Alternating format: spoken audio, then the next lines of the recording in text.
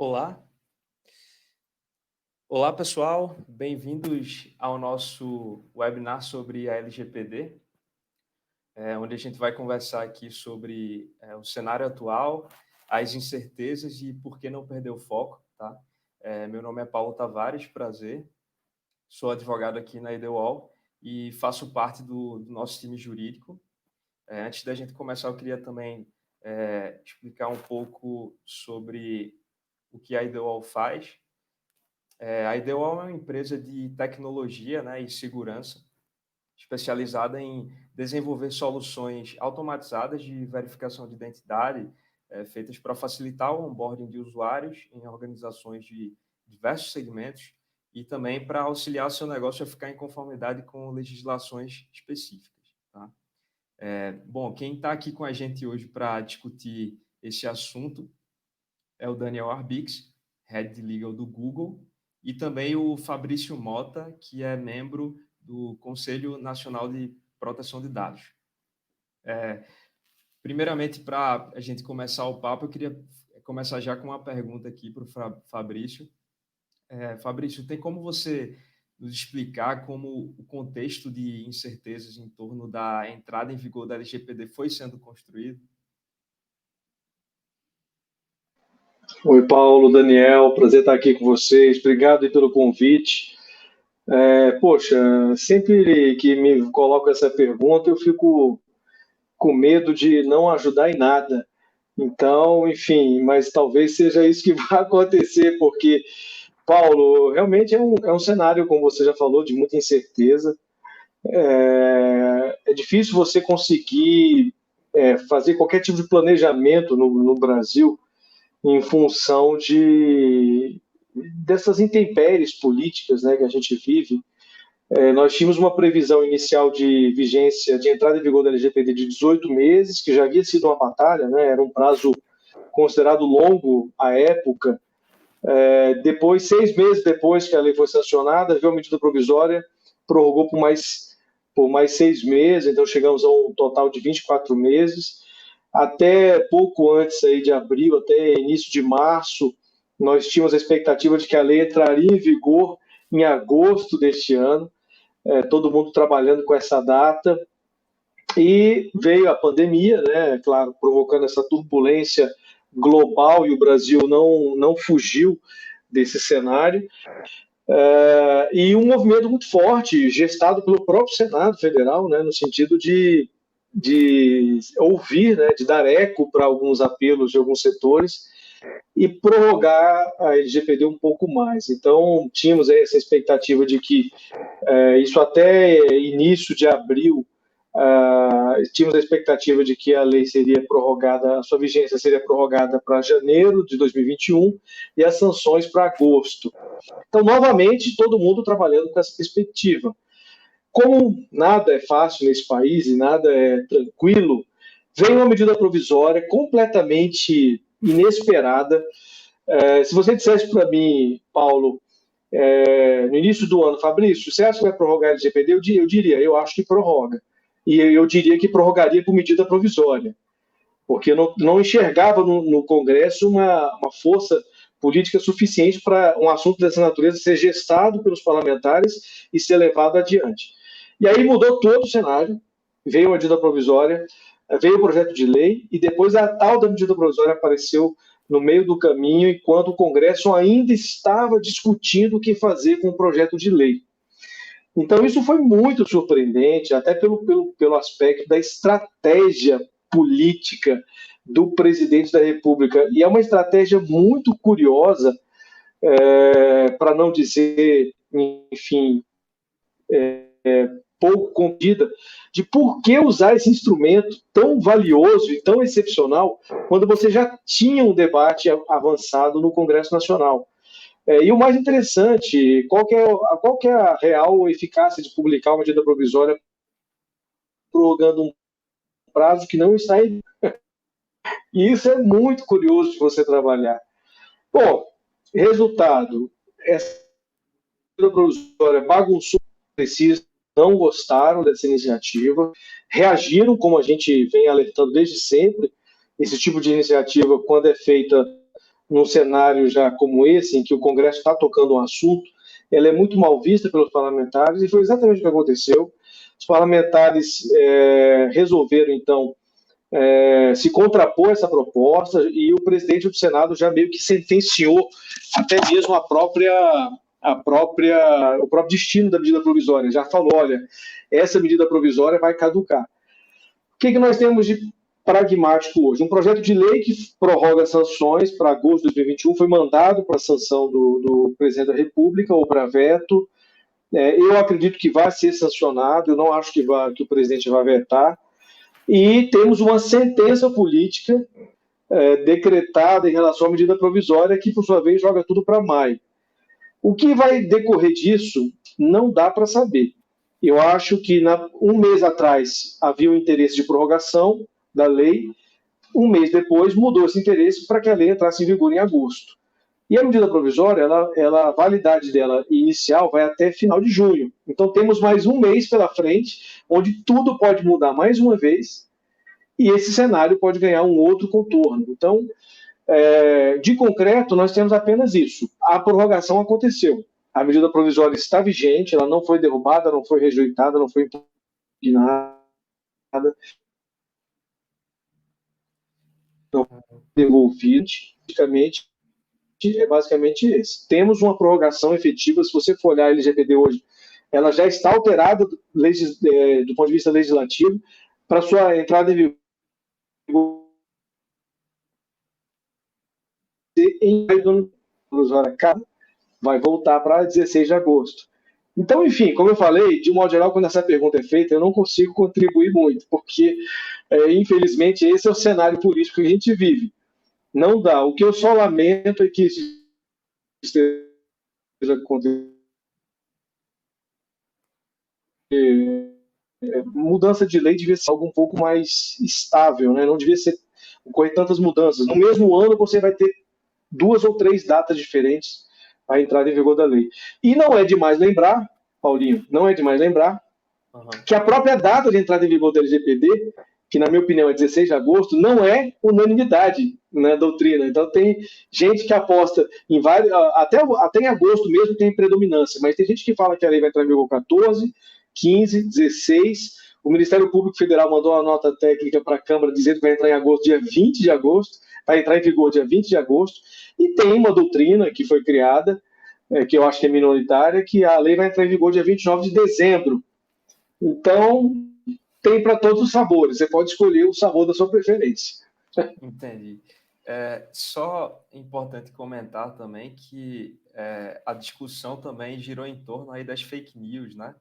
Como é que isso aconteceu, Fabrício? Olha, também é outra questão complicada, porque o argumento que colou naquela sessão plenária foi esse. E eu acho ruim que tenha sido feito dessa forma, porque nós sabemos que a LGPD não vai resolver problema de fake news. Como proteção de dados não resolveu problema de fake news em nenhum lugar do planeta. Então a gente não vai ter essa solução esperada. Esse é o argumento que colou realmente. É um argumento forte, eu não vou negar. Politicamente, no ano eleitoral, ele é fundamental. Mas eu não acho que seja um argumento muito preciso, porque ele realmente não vai oferecer a solução que estão todos apostando que vai ter. E em algum momento isso vai acabar tendo consequências. O meu maior medo de se associar fake news com o LGPD não é com a entrada em vigor da lei. Para mim, isso não é nada diante de uma preocupação maior. A preocupação de que, se eles estão enxergando que fake news se combate com proteção de dados, eles podem enxergar que nós temos que ter diretores na NPD preparados para levar adiante essa visão. Entendi. Para mim é preocupante. Entendeu? Se você tiver essa autoridade não vai servir ao seu propósito. Ela vai ficar tão enviesada quanto o próprio argumento. Para mim, isso é o maior perigo de associar uma coisa a outra. E não por acaso, o Senado está agora pautando um projeto de lei para discutir, mais uma vez, combate à fake news. Então, é um movimento que ganha força própria. Tem que ter muito cuidado com os argumentos que a gente usa, porque esses argumentos ganham vida própria e depois você não consegue voltar atrás. Sim. Arbix, depois dessa fala do... É o que está tendo. Sim, sim. Depois dessa fala do Fabrício, eu tenho uma pergunta aqui. O quanto esse adiamento ele é problemático para as pessoas e para as empresas? Quanto a esse contexto, né, no geral? Boa tarde, Paulo. Boa tarde, Fabrício. As pessoas que estão nos assistindo, prazer imenso estar aqui. E é ótimo não ser jogado na fogueira com essa primeira pergunta. Foi ótimo escutar o Fabrício com essa clareza, precisão dele. Acho que antes de eu responder essa pergunta, Paulo, o único ponto que eu acrescentaria é que, para algumas autoridades, a lei já entrou em vigor e tem empresas sentindo isso na pele, no dia a dia, o que ainda dificulta um pouco os cálculos sobre como lidar com os esforços para estar em cumprimento com a LGPD e quando você crava essa data, né? E aí tem alvos de todos os portes e em todas as indústrias, e isso tem a ver com o caráter transversal da lei, mas acho que é uma questão complicadora importante para a gente ter em mente, até porque vimos há poucos meses até decisões judiciais, né, mobilizando previsões da LGPD que não encontram nenhum eco na lei vigente no Brasil hoje. Então, só para esclarecer para quem estiver nos assistindo e não conhecer tanto a Lei Geral de Proteção de Dados, que não é um tema bem espinhoso, e embora ela não esteja valendo ainda, meio que já está. Paulo, para te responder, eu diria que qualquer adiamento ele pode ser enxergado sob uma ótica muito problemática se ele não vier acompanhado de demonstrações muito sólidas de que tem um compromisso nacional, e aí não é só do governo, Poder Executivo Federal, mas estamos falando do setor privado, estamos falando do terceiro setor, e claro, dos órgãos públicos, e aí nos 3 poderes, 3 níveis federativos, com a proteção de dados. É fundamental que a gente enxergue proteção de dados como uma pedra de toque para inovação e para tecnologia no futuro. É muito oportuno que a IDWall, que é uma empresa tão empenhada nisso, esteja organizando esse tipo de debate. Vocês estão sintonizados com essa preocupação. E as empresas sérias e que têm um relacionamento com os seus colaboradores, empregados, clientes, parceiros, pessoas naturais, ou que tratem dados pessoais de alguma maneira, tem que ter isso em mente, que é prioritário você proteger os dados pessoais com as técnicas mais modernas possíveis, com atenção para os princípios que estão previstos nessa lei ou em outras e para os debates que estão ocorrendo ao redor do mundo. Se o adiamento não vem acompanhado, o adiamento aí potencial, né, que a gente está falando, seja do MP, seja de projetos de lei, outros do Congresso Nacional. Se ele não vem acompanhado de demonstrações claras de compromisso com a efetivação da lei, com ela ganhar concretude, isso sinaliza que o país não está tão preocupado, de fato, com a proteção de dados, e isso é ruim para todos. Acho que ninguém sai ganhando com esse cenário. Ao mesmo tempo, a entrada em vigor da lei sem uma autoridade nacional de proteção de dados estruturada, sem a estrutura prevista, isso é um decreto presidencial, poderia ter saído já, e sem a indicação de todos os seus componentes, em particular dos diretores que vão ter um papel fundamental na interpretação da lei, na regulamentação de pontos pendentes, pelas minhas contas 23 expressos, e a gente poder interpretar mais quase 2 dezenas implícitos. A lei vem incompleta, né? Ela é muito inspirada e o texto muito semelhante ao da lei europeia, da GDPR, mas ela não tem as centenas de considerandos da lei europeia e não tem as quase 2 décadas aí de aplicação de leis de proteção de dados que a gente, empresas como a Google, para a qual eu trabalho, experimentaram já na Europa e tiveram contato com reguladores, e tem pessoas com uma experiência enorme, não só em anos, mas também em temas diferentes, justamente essa dificuldade de aplicar uma lei transversalmente, que exige muito de quem trata dados pessoais, ela só revela a sua real faceta e como você dosa as coisas e como você atua de maneira proporcional e permite abordagens que têm avaliação de risco feita com competência e parcimônia, quando tem uma base institucional bem robusta para isso. E a gente ainda não tem autoridade, não tem previsão de ter essa autoridade estruturada e plenamente constituída, e sem ela a lei já nasce um pouco pela metade, né? Então essa é uma preocupação central. Se houver o adiamento, mas uma sinalização clara de que a autoridade vai ser constituída e vai começar os trabalhos e vai preparar o terreno e pavimentar muito bem as estradas que vão ser trilhadas aí com a entrada em vigor, acho que seria positivo para uma série de agentes, inclusive os órgãos públicos, que hoje muitos deles não estão preparados para cumprir as exigências da LGPD. Se ela entrar em vigor um pouco na correria aí, nas várias datas que a gente comentou, que o Fabrício com precisão apontou, vai haver um cenário de incerteza e de insegurança jurídica muito acentuado. A gente já vive ele um pouco hoje, né, que eu procurei abrir a fala comentando esse ponto, mas ele se agrava enormemente, e não havendo uma autoridade que galvanize, que centralize as interpretações, a gente também corre o risco de pôr órgãos públicos, uma série de entidades do terceiro setor e do setor privado, todas as empresas, de novo, das micro até as grandes empresas, a exigências que vão, por natureza, não por má fé de ninguém, mas se houver uma fragmentação de quem exige o que está previsto no texto legal, elas vão ser díspares e podem ser conflitantes e podem ser, de novo, por causa desses fatores, impossíveis de serem efetivadas pelas empresas, ainda que elas estejam fazendo o máximo e dando o melhor dos seus recursos e da sua atenção para cumprir a lei. Sim. Eu ia fazer uma pergunta aqui sobre como essa questão, esse contexto, ele no caso atrapalha, se ele atrapalha, né, as inúmeras tentativas de diversos atores, né, de usar dados pessoais no combate à Covid-19, que a gente está vendo aí várias iniciativas, várias empresas, né, mas eu acho que, como você falou, de forma geral, sim, né, isso impacta, né, o próprio Google tem uma solução nesse sentido. Fabrício, o governo ele quer realmente criar a NPD, na sua visão?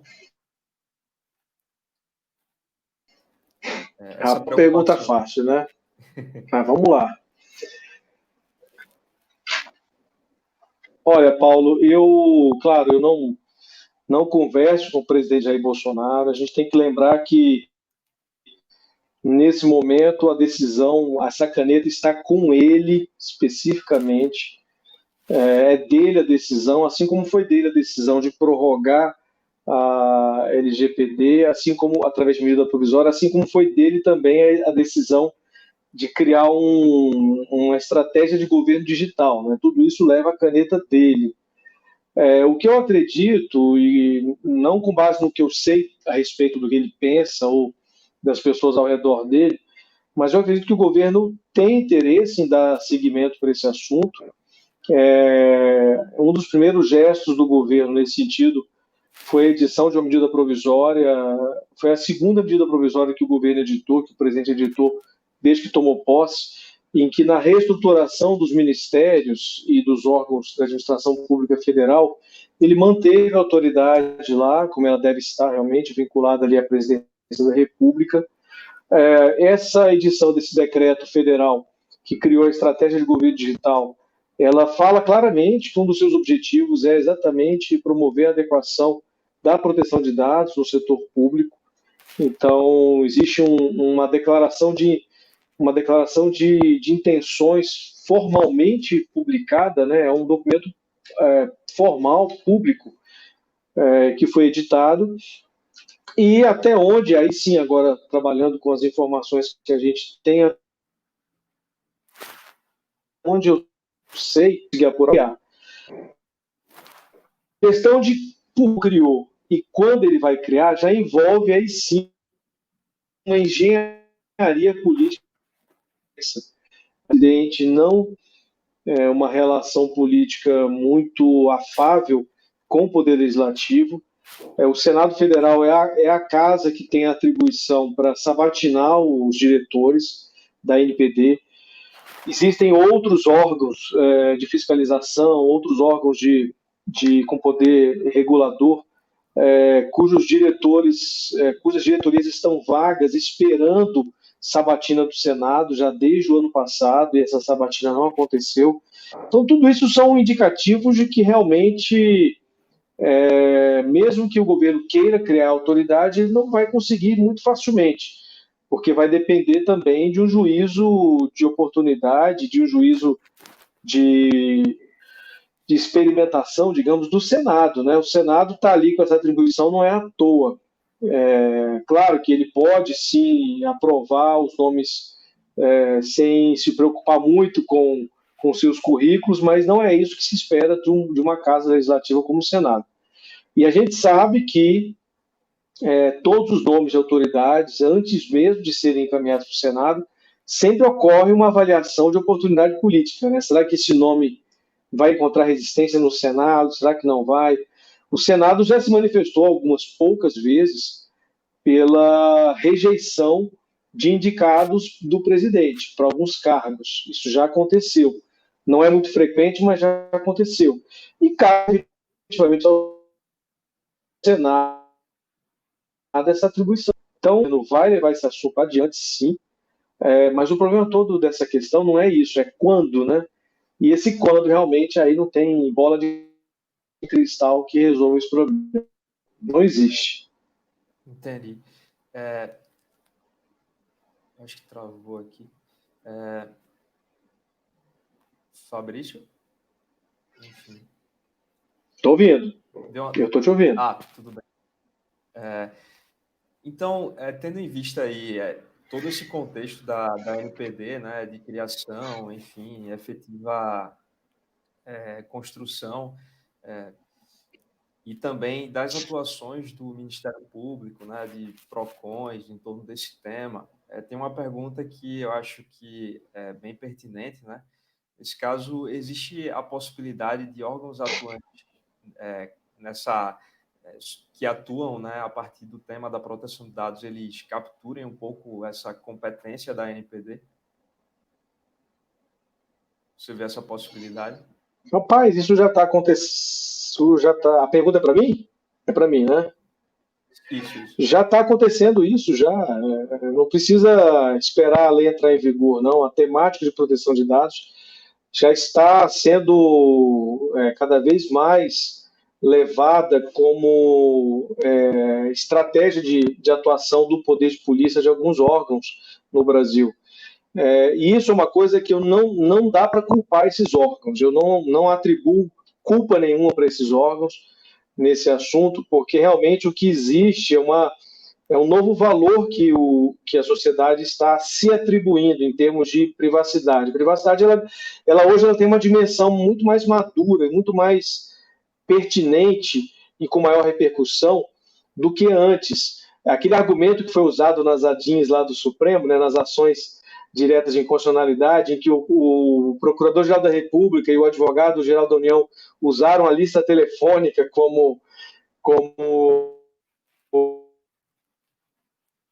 exemplo de trabalhar a maturidade jurídica, cultural e social dos diversos órgãos, não somente da iniciativa privada, mas também do poder público, no valor que a privacidade adquiriu e no valor da proteção de dados, porque uma coisa é igual a outra, são coisas diferentes, mas até para enxergar essa diferença você precisa ter maturidade jurídica para poder perceber que são duas coisas diferentes. E isso mostra muito claramente que hoje privacidade e proteção de dados são assuntos prioritários em qualquer pauta, de qualquer órgão público ou privado. A questão é como proteger a privacidade nesse novo ambiente, com esse novo valor, se nós não temos o órgão que foi criado para essa proteção. Porque a sociedade ela vai clamar por proteção. Não temos a lei, porque não está em vigor, e não temos a autoridade que a lei cria, porque ela não foi implementada. Então, né, como diz aquele famoso personagem mexicano, né, quem poderá nos defender? Né? É exatamente isso. Quem poderá nos defender? Precisamos, a sociedade precisa, porque o direito está posto. Nós temos que ter condição de exercer a defesa do cidadão. E se não temos LGPD, não temos autoridade, isso vai caber a alguém. Então, essa captura que você está mencionando, se é um termo adequado ou não, não vou dizer, não vou levar para esse aspecto, mas a proteção que se está querendo fazer do cidadão em relação à sua privacidade está usando os instrumentos e as ferramentas jurídicas disponíveis. Foi o que o Supremo fez. O Supremo usou uma leitura nova da Constituição, usando até princípios de uma lei que nem está em vigor, para fazer essa leitura, e concedeu ali o reconhecimento do direito à autodeterminação informativa, que é um direito que não está ostensivamente previsto na Constituição, mas está agora por decisão e interpretação do Supremo. Então, enfim, isso vai acontecer. Claro que o efeito colateral do adiamento da LGPD é isso, cada vez mais o uso dos instrumentos atuais para a proteção do cidadão. Esse é o lado ruim do adiamento, porque quem dá conforto, segurança e uma certa harmonia para esse sistema é a LGPD. Sem ela, não tem como, né? Então você fica tendo essas discussões enviesadas. Arbix, você gostaria de comentar algo sobre essa questão específica? Acho que só, e o Fabrício já colocou esse ponto, é que tem um lado positivo disso, que é justamente a sociedade, seja diretamente, seja por meio de instituições jurídicas, se equipar mais e refletir mais sobre esses temas e também conseguir mobilizar políticas públicas ou impedir ações que sejam lesivas à privacidade ou à proteção de dados pessoais por meio de várias instituições. Esse hoje, conjunto de atores super rico, tem de defensorias públicas ao Ministério Público Estadual, PROCONs, CNPF, e o debate está muito vivo e está colocado, né? Ele não vai sair da mesa. O que eu diria só é que, da cadeira que eu estou hoje, né? Pensando em alguém que está dentro de uma empresa e que tem responsabilidade jurídica e tem que pensar no melhor interesse da empresa, dos acionistas, também dos usuários, por óbvio, e principalmente tentar planejar como cumprir uma lei que vai entrar em vigor em breve e como lidar com os pedidos que têm a ver com a temática que ela mobiliza, a incerteza atrapalha muito. Atrapalha porque tem algumas questões que são pontuais e você tem que decidir para o caminho A ou para o caminho B, e porque tem trade-offs, você tem escolhas que, às vezes, elas vão... o cobertor vai ser curto ali. Você quer ter mais precisão em alguma coisa, você pode perder abertura para a participação. Se você quer comunicar alguma coisa com clareza, você pode não conseguir entrar num nível de detalhe muito, muito grande. E essas decisões hoje não tem um guia, né? Não tem um mapa, não tem uma bússola que oriente as partes, e a gente espera, né, que a interpretação, a aplicação da LGPD seja ponderada e que priorize a possibilidade de escolha dos titulares de dados, né, das pessoas naturais que efetivamente são as titulares dos seus dados pessoais, e que permita a flexibilidade conforme o contexto, que não prejudique a inovação, que estabeleça patamares razoáveis a serem exigidos, de novo, dessa cadeia que vai do setor público ao setor privado, ao terceiro setor, e empresas e órgãos públicos os mais variados possíveis. Sem essa atenção, que em geral seria mais facilmente obtida se a gente tivesse um órgão que estudasse o tema com afinco, com continuidade, com profundidade, e fosse o centro normativo disso no país, aí tem o lado negativo, né, da fragmentação que a gente estava colocando, que pode ser que as exigências sejam contraditórias, pode ser que em determinados lugares você tenha uma proteção menor do que em outros, e não tem uma explicação muito clara para isso. A lei é nacional e o tema merece tratamento por lei de competência do Congresso Nacional, justamente porque os tratamentos de dados ocorrem além das fronteiras aí de jurisdições mais um nível menor do que o da União, do país como um todo, e inclusive tem transferência internacional, é um dos pontos, né? Como que a gente faz sem a autoridade nacional regulamentando? Então, para tudo isso, seria fundamental ter essa autoridade e estruturada com robustez, como eu coloquei antes, né? Com recursos suficientes para tomar as iniciativas educativas, monitorar o mercado, dialogar com várias indústrias e prever quais são as diferenças de tratamento que todos os possíveis agentes de tratamento de dados pessoais vão merecer conforme a situação específica de cada um. Legal. A proteção de dados, ela tem alguns marcos históricos, né, ao longo de sua trajetória, como bem o Fabrício ele comenta aí nos seus milhares de webinários. A LGPD, ela talvez seja o mais contundente, né, e agora as questões envolvendo o AMP 954, né, o julgamento do STF, que invalidou essa medida provisória, que determinava o compartilhamento de dados pessoais entre operadoras de telefonia e o IBGE para fins de estatística, né? Vocês poderiam comentar, falar um pouco sobre esse caso conosco? Qual o impacto desse julgamento? Acho que a gente podia começar por você, Fabrício. Tá bom. Não, realmente, na verdade, assim que a medida provisória 959 foi publicada, eu já enxergava ali um fato relevante para esse debate de proteção de dados, porque foi a primeira legislação pós-LGPD que se preocupou com alguns aspectos de proteção de dados. Então, você encontra alguns instrumentos ali, né? Ela procurou definir algum grau de finalidade, muito embora o Supremo tenha reconhecido que não tinha uma finalidade bem delimitada, mas ela buscou, à sua maneira, trazer esse elemento.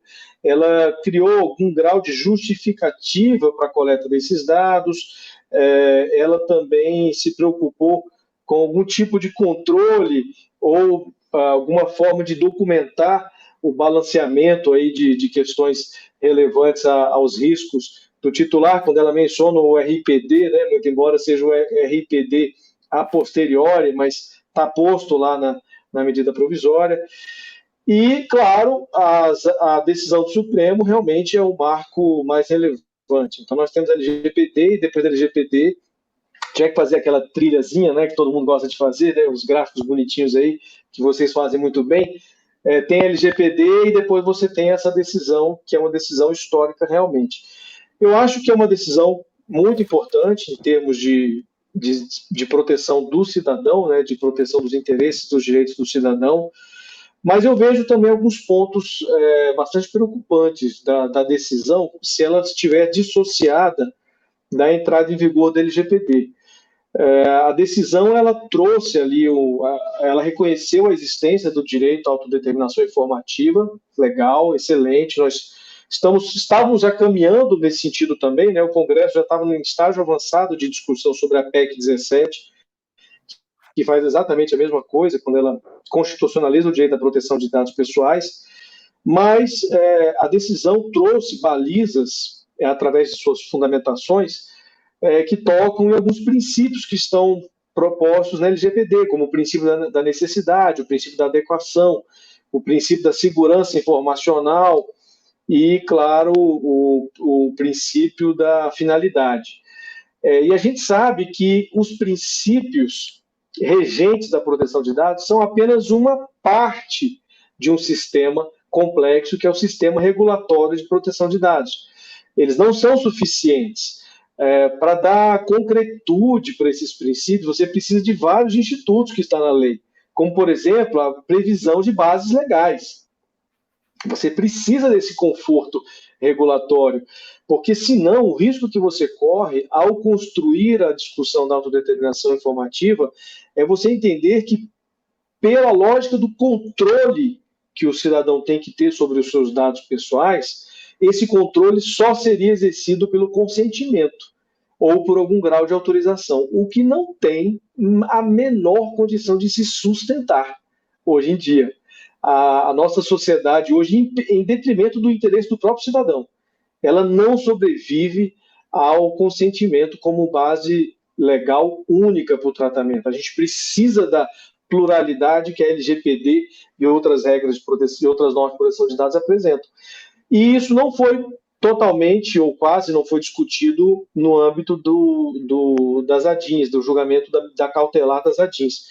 E por uma razão muito simples, porque lá naquele momento a gente estava discutindo exatamente necessidade, adequação, proporcionalidade e finalidade. Mas isso não é suficiente. O meu medo com essa decisão, e aí eu digo realmente tentando refletir sobre a consequência dela futura, é de que isso possa acabar fundamentando uma série de pensamentos, de medidas judiciais que possam ser adotadas, dando força para o consentimento, já que hoje em vigor a gente tem o Marco Civil da Internet, que usa o consentimento como base principal, e reconhecendo que isso não é saudável para a própria sociedade. O consentimento é uma base importante e sempre será, mas ela não é a base mais adequada hoje para você fundamentar todo um sistema de proteção de dados. Enfim, esse é o único temor que eu tenho em relação a essa decisão. Como ela não tocou nesses outros tópicos, a gente fica com essa preocupação de, e agora? O que será que vem a partir daí? Porque a gente já reconheceu necessidade, adequação, funcionalidade.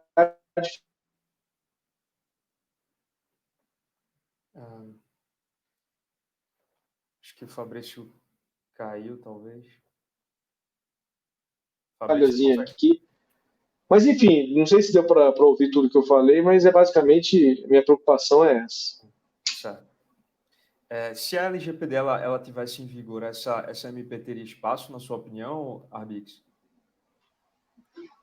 Ela estaria ancorada num outro sistema, numa outra lógica, né? E aí eu acho que o aprendizado que deveria estar acontecendo já de todos os órgãos públicos, ele orientaria uma série de questões e possivelmente a gente teria outro diálogo quando começou a discussão sobre as telefônicas possivelmente transferirem dados pessoais para o IBGE. Então, o IBGE faz um trabalho muito sério, é uma instituição que tem um histórico aí impecável de fazer pesquisas de alto nível com a população do tamanho da brasileira, mas tem uma necessidade de transparência com relação a como ele trata dados pessoais e quando a lei estiver em vigor, certo? De ter uma demonstração muito clara da forma de atendimento dos princípios da lei e de substanciar cada tratamento com as bases legais adequadas, que ainda não estão de pé.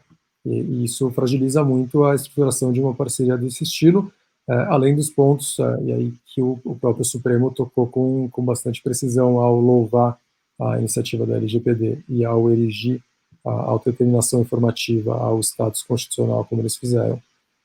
É interessante notar, né, não só nas falas, não só no voto divergente, mas também nos 10 ministros que compuseram a maioria, como essas preocupações estão presentes, e o Supremo, evidentemente, não cruzou a linha do que seria razoável do ativismo judicial de impor o estabelecimento de uma autoridade, mas eles têm essa sensibilidade e essa mensagem que foi transmitida para quem acompanhou a decisão do Supremo foi bastante positiva, né, que os órgãos públicos têm que ter uma atenção especial e que a transferência de dados e, portanto, o tratamento com uma origem que depois acarreta outros tratamentos num segundo plano, que comuniquem dados do setor público para o privado ou em sentido inverso, elas merecem uma atenção especialmente cuidadosa quando a gente está, de novo, possivelmente sendo intrusivo no que as pessoas não tinham como expectativa ou não puderam,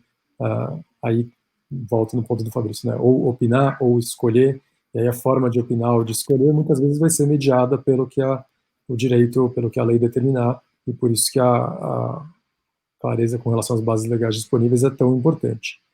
Nesse caso, até possivelmente, como o IBGE já faz consenso, cumprimento de obrigação legal regulatória, até no caso das empresas, né, que informam dados para o IBGE sobre os seus funcionários, por exemplo. Mas a gente teria, para esse compartilhamento, como previsto na medida provisória, que ter uma outra estrutura e clareza sobre quais são as medidas de segurança e as medidas de minimização do tratamento de dados pessoais, e tudo isso precisaria estar previsto. De novo, eu reforço esse ponto com a transparência e a anterioridade necessárias. Acho que o Supremo, no fundo, acertou, e acho que o governo tem uma oportunidade muito bacana de rever a forma de colocar a proposta e fazer o diálogo com a sociedade que é necessário para que ela avance e para que efetivamente se consiga medidas de combate ao contágio do coronavírus com o uso de dados de maneira pioneira e precisa, sem que a gente faça isso quase que de uma forma um pouco apressada ou pouco cuidadosa nesse tema que é tão fundamental. Saindo um pouco dessa visão mais legal, né, de estrutura e até de poder, né, que a gente estava falando aqui, e entrando num assunto que está no título também desse webinar, né, como manter o foco, né? Eu queria começar abordando essa questão de que a lei ela traz algumas exigências, especificidades, né, mas muitas coisas estão um pouco incertas ainda, né? Então, na visão de vocês, como as empresas elas podem ter mais autonomia e assertividade nesse momento, né? Se quiserem manter os seus processos de adequação. Eu acho que Fabrício pode começar falando. Tá ótimo. Paulo, eu vejo da seguinte forma. Na verdade, eu já tenho um tempo até que eu estou mudando o meu discurso, até pela incerteza sobre a entrada em vigor da lei. E, de fato, a gente tem condição de conduzir esse assunto, não vou dizer a revelia de uma lei de proteção de dados, mas com uma percepção sobre a importância da proteção de dados. As empresas, elas têm que ter em mente de que esse é um caminho sem volta, de que, eu vou postergar para o final do ano, para o ano que vem. Claro, pandemia impactou todo mundo, não é justo cobrar dessas empresas capacidade de adequação quando elas estão lutando para sobreviver. Eu reconheço isso claramente, vejo isso com os meus clientes, vejo isso com o mercado como um todo. Mas é importante que aquelas que têm condição de manterem o seu planejamento, a sua visão, que continuem investindo nesse assunto, porque isso efetivamente vai trazer uma necessidade de apresentação à sociedade sobre o grau de preocupação que você dedica a isso.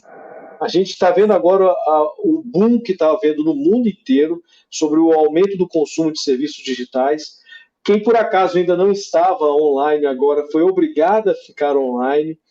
E isso vai trazer também debates pós-pandemia, porque hoje a gente ainda não tem aquela percepção clara do que está acontecendo, porque está todo mundo em casa.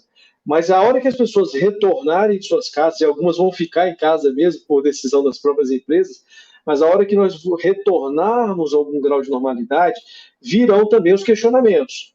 Como é que isso aconteceu? Algumas verificações de segurança vão ser realizadas e por aí vai. E isso vai trazer uma série de desconfianças. E a proteção de dados é essencialmente um assunto relacionado à confiabilidade, né? À credibilidade. O cidadão, ele consome os seus serviços se você prova que você respeita a privacidade dele. Isso vai acontecer cada vez mais. As empresas, as que têm condição, já adotaram isso. As que não têm, precisam adotar. Proteção de dados tem que sair do legal, tem que sair da TI e tem que ir para a diretoria, para a presidência. Elas têm que adotar isso. Realmente isso é fundamental para a sobrevivência do meu negócio. Porque vai se tornar fundamental. E não é pelo medo de punição, não é pelo medo de processo judicial. É por uma simples questão de preferência, de opção. Eu vou deixar de consumir o seu serviço porque você pisa na bola com os meus dados. E acabou-se. E isso vai acontecer. Essa massa crítica que a LGPD está criando, né, esse efeito LGPD, ele é também algo voltado para a sociedade. A sociedade vai se aculturando desse assunto. Hoje você questiona. Agora, na pandemia, quantas ações populares não estão pipocando por aí, questionando o compartilhamento de dados pessoais com governos municipais e governos estaduais e até com o governo federal. Tem um assunto, já foi parar no STJ, teve um HC lá que foi impetrado por um cidadão que não queria que compartilhasse os dados pessoais dele. Então, essa massa crítica ela vai aumentar e esse tipo de questionamento também vai se fortalecer. Então, o foco para se manter adequado é uma questão de sobrevivência, de valor e, claro, de reputação e credibilidade. Apostar nisso é apostar no cavalo certo. Então, não tem erro. Legal, gostei dessa expressão. Abix, qual a sua opinião sobre esse assunto?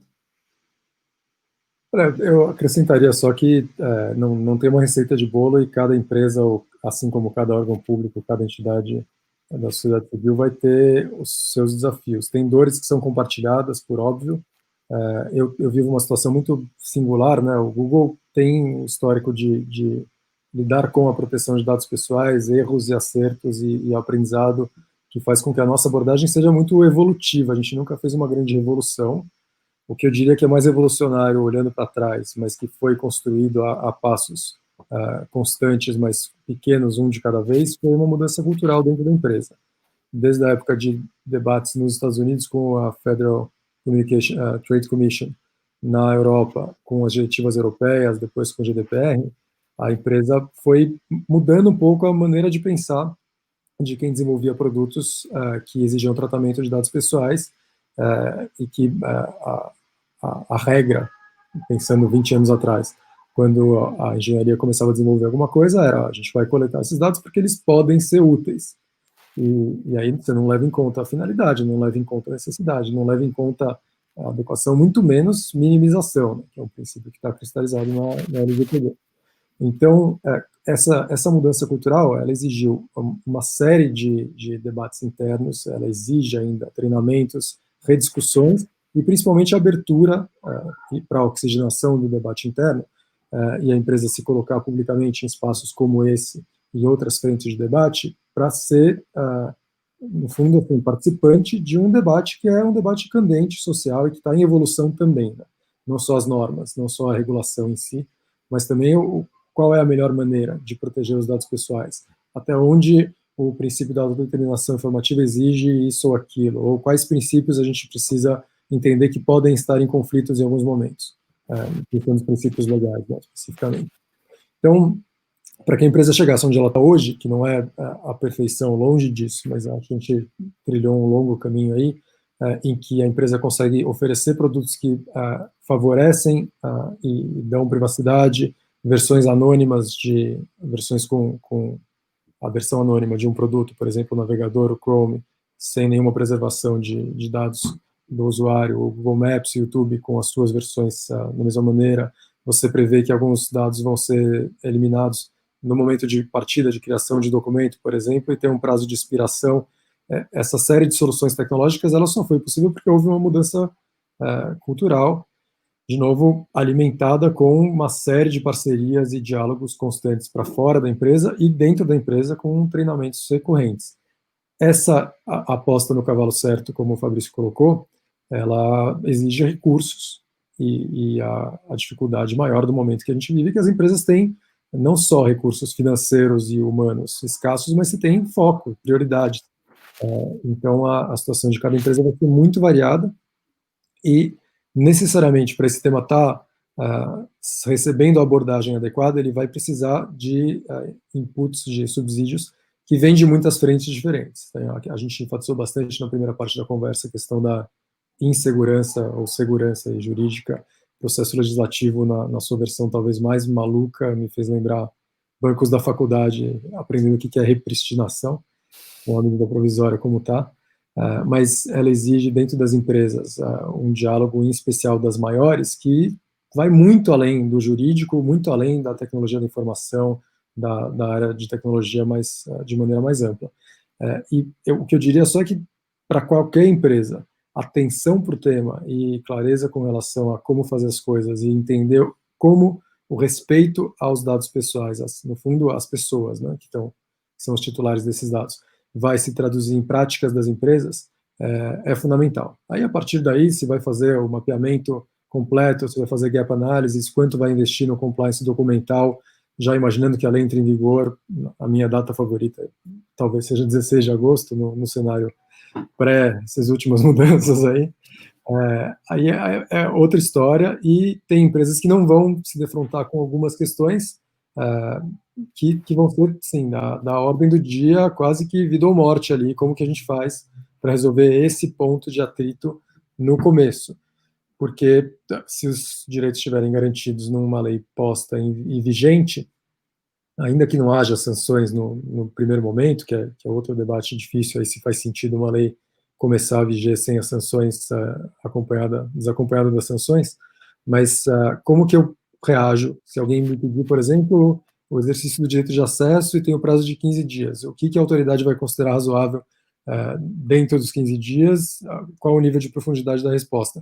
Tem empresas que vão precisar definir isso por uma questão sistêmica, de investimento, de revisão das suas bases legado, inclusive. Para poder virar a chave, ela vai ter que decidir. E aí? Vou dar os dados A, B, C, se for D também, eu não consigo cumprir os 15 dias, é razoável ou não é? Eu informar o usuário, o titular dos dados, que aquilo lá só vem num segundo pedido por uma impossibilidade técnica, não por má vontade. E como fazer isso? Qual vai ser o grau de tolerância das autoridades públicas? E de novo, hoje nesse nesse pântano, vamos usar a palavra mais precisa, de incertezas, é muito difícil de fazer essas escolhas. O que eu diria é que quem está empenhado em proteger os dados pessoais tem um sentimento ali, e talvez na dúvida vai errar mais para o lado que exige mais recursos da empresa, mas como a gente colocou aqui algumas vezes, né, são recursos escassos num momento particular de crise socioeconômica, e com o isolamento social, tem alguma dificuldade adicional aí de você lidar com as decisões difíceis com a distância, com as telas. Tem muitas empresas que estão se adaptando, né, com o trabalho remoto, e algumas que não conseguem fazer o trabalho remoto.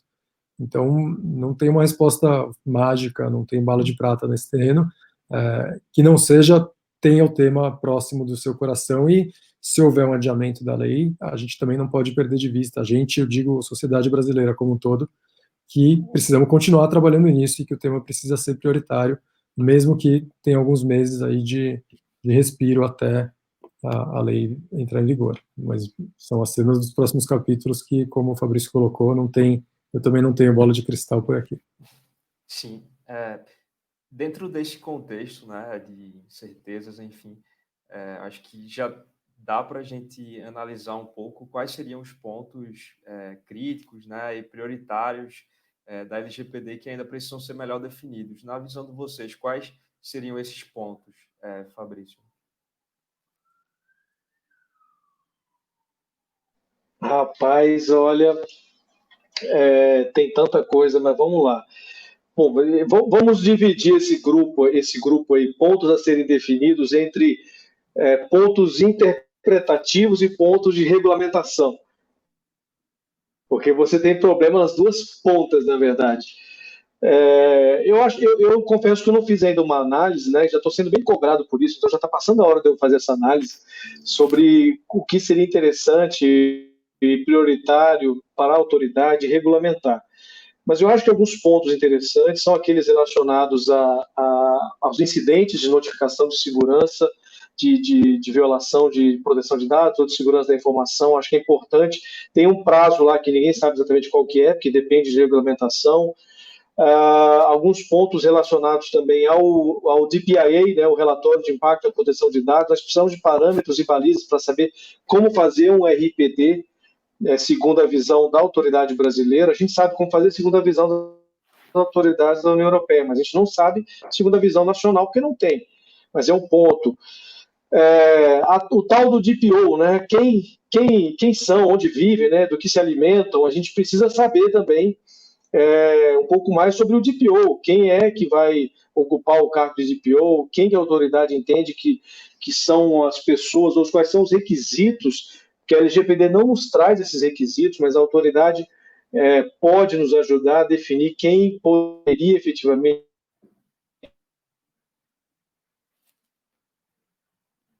para fins de maior eficiência, né, e eficácia ao sistema de proteção de dados. Então a gente precisa definir regras também sobre o DPO, regras relacionadas à dispensa da indicação do cargo, né, do DPO, quando que ele não é obrigatório, por que razão que ele não seria obrigatório a sua indicação.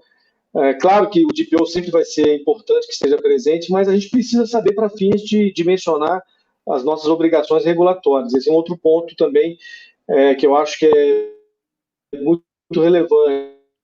Regras relacionadas vamos precisar da autoridade para dar alguma direção nesse sentido, né? Quais são as cláusulas corporativas globais que seriam adequadas, quais são as cláusulas contratuais que a autoridade poderia sugerir como cláusulas adequadas, a autoridade vai começar um processo de declaração de adequação para algum país ou não vai. Um outro ponto que eu acho que tem que partir de uma iniciativa, se não da própria autoridade, mas pelo menos de um diálogo da autoridade, é se o Brasil vai ser considerado um país adequado em termos de proteção de dados em relação à União Europeia. Também a gente precisa passar por esse tipo de escrutínio para saber se teremos realmente algum grau de conformidade mínimo, né, para poder transacionar as informações dos europeus, né, dos europeus, dos membros, dos países membros da União Europeia com o nosso país.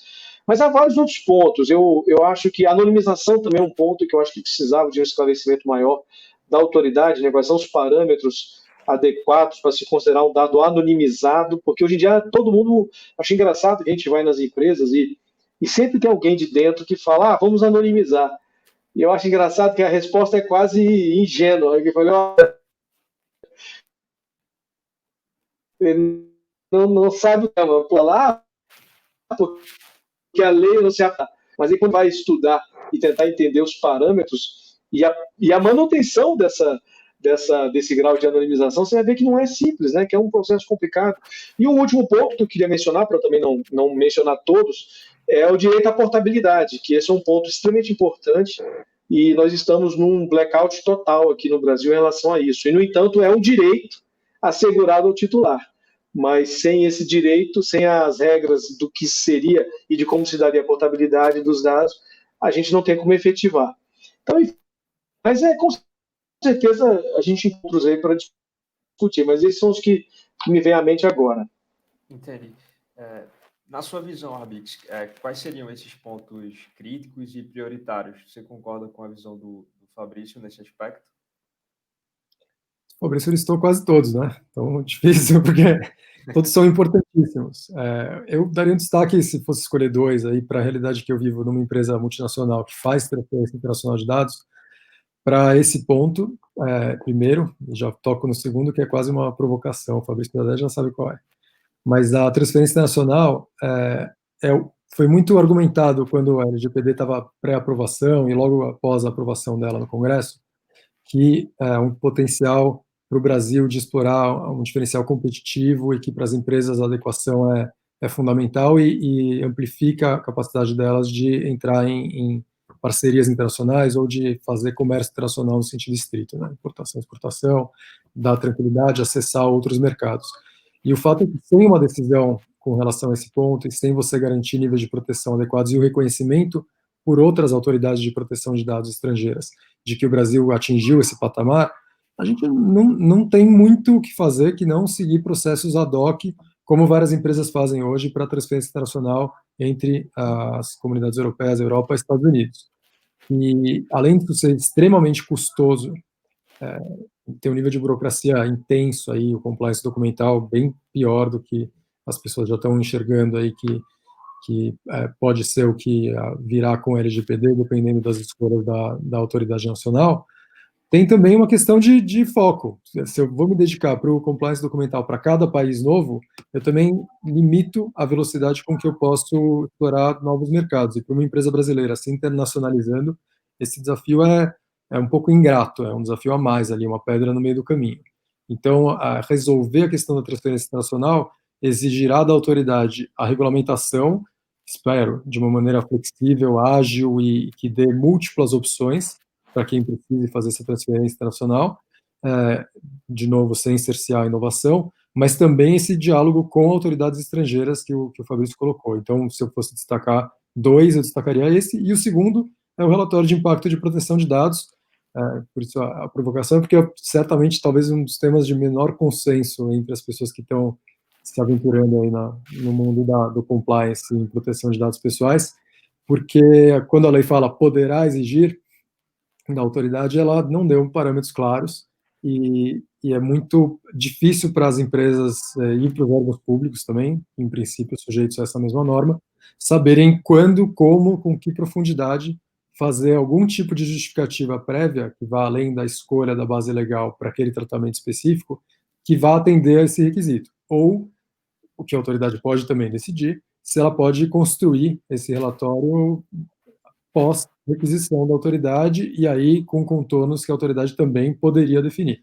Mas para tudo isso a gente volta naquele quase mimimi, né? Vamos ser honestos aqui, que é a reclamação constante minha aqui, espero não estar resmungando demais, que é o fato de que sem autoridade a gente não vai ter nenhuma clareza sobre isso, e se a autoridade é o único ente legitimado a requerer esses relatórios de impacto de proteção de dados, isso não impede que outros órgãos públicos exijam alguma demonstração do que, por interpretação legal talvez expansiva, se poderia compreender que as empresas e os órgãos públicos, os agentes de tratamento de maneira geral, já deveriam ter feito.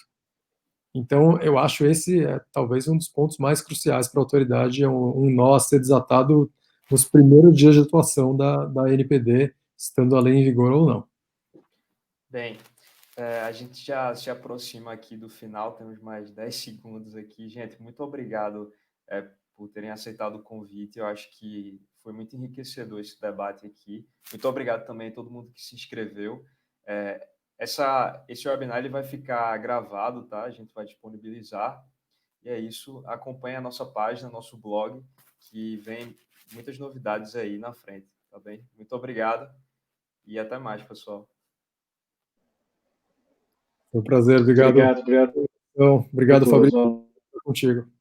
Um abraço.